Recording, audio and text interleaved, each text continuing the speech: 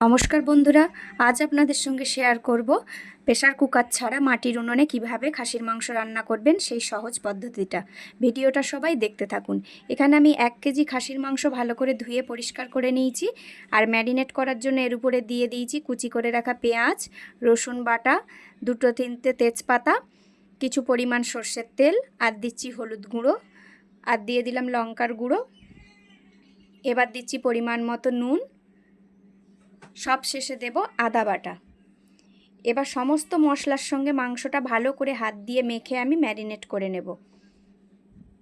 হাত দিয়ে ভালো করে মাংসটা যত মাখবেন মাংস তত খেতে খুবই সুস্বাদু হবে। দেখুন আমি প্রায় 5 থেকে 10 মিনিট এটা হাত দিয়ে ভালো করে মেখেছি, যতক্ষণ না মশলার সঙ্গে ভালোভাবে মাংসটা মিশে যাচ্ছে। এবার আমি মাংসটা আধা ঘন্টার জন্য চাপা দিয়ে রেখে দেব। এবার আমি আলুগুলো কেটেছিলাম, সেই আলুগুলো ভালো করে উনুনে ভেজে নিচ্ছি। কড়াটা বসিয়ে সর্ষের তেল গরম হয়ে যেতে এবার উনুনের মধ্যে ভেজে নিলাম। আলুগুলো একটু লালচে ভাব হলে এবার আলুগুলো আমি তুলে নেব।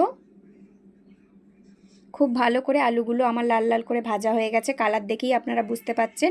এবার আলুগুলো তুলে নিয়ে ওই একই কড়াই সর্ষের তেলের মধ্যে দিয়ে দিচ্ছি গোটা গরম মশলা, তার জন্য এলাচ, দারচিনি, লবঙ্গ, আরও একটা তেজপাতা ওর মধ্যে দিয়ে এবার ম্যারিনেট করা মাংসটা তেলের উপরে দিয়ে দিলাম। আমি কিন্তু আর কোনো কাঁচা পেঁয়াজ বা আদা রসুন বাটা তেলের মধ্যে ইউজ করিনি, কারণ সমস্ত মশলা আমি মাংসটার মধ্যেই মাখিয়ে রেখেছিলাম।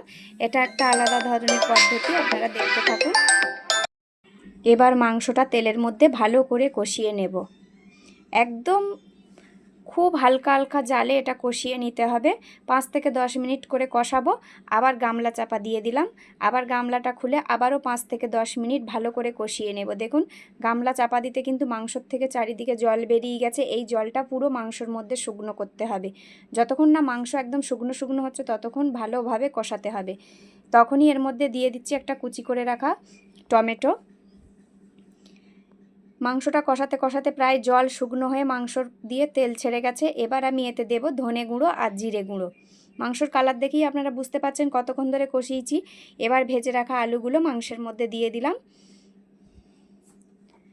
ভেজে রাখা আলুগুলো মাংসের মধ্যে দেওয়ার পরে 5 মিনিট আবারও কষিয়ে নিয়ে বড় বড় করে ডুমো ডুমো কেটে রাখা পেঁপেগুলো এবার মাংসের মধ্যে দিয়ে দিলাম। পেঁপেটা দিলে খুব ভালোভাবে মাংসটা একদম সেদ্ধ হয়ে যায় আর পেঁপে একদম গলে পাক হয়ে যাবে। দেখুন আপনারা রান্নাটা। পেঁপে আর আলু দিয়ে মাংসটা আবারও ভালোভাবে কষাতে হবে। খাসির মাংস যত ভালোভাবে কষাবেন খেতে খুবই সুস্বাদু হবে। এবার আমি কড়ার মধ্যে দিয়ে দিলাম জল।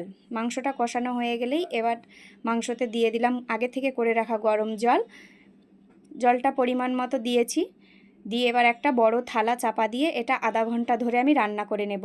আধা ঘন্টা পরে ঢাকনা খুলে দেখব মাংস সেদ্ধ হয়েছে কি। আধা ঘন্টা পরে ভালো করে খুন্তি দিয়ে নেড়েচেড়ে নিলাম মাংসটা। আলু আর পেঁপে ভালোভাবেই সেদ্ধ হয়ে গেছে। এবার আমি গোটা গরম মশলা বেটে দেবো। আজকের কোনো গুঁড়ো গরম মশলা ব্যবহার করব না, তার জন্য আমি গোটা গরম মশলা শিলনোড়ায় বেটে নিচ্ছি। আপনাদেরকে দেখিয়ে দিচ্ছি মাংসটা কীরকম সেদ্ধ হয়েছে। একদম বড় থালা চাপা দিয়ে আমি উনুনের মধ্যে হালকা জালে বসিয়ে রেখেছিলাম, তার জন্য মাংস একদম প্রেসার কুকারে যেভাবে সেদ্ধ হয় একদম সেরকমই সেদ্ধ হয়ে গেছে। গরম মশলাটা দিয়ে দিলাম আমি। গরম মশলাটা দিয়ে এবার খুন্তি দিয়ে আবারও মাংসটা নেড়ে চেড়ে এবার আমি থালার ঢাকনাটা খুলে রেখে দেবো। খুন্তি দিয়ে আপনাদেরকে দেখিয়ে দিচ্ছি মাংসটা কীরকম সেদ্ধ হয়েছে। আপনারা দেখলেই বুঝতে পারবেন হাড়ের থেকে একদম মাংস কিভাবে ছেড়ে গেছে।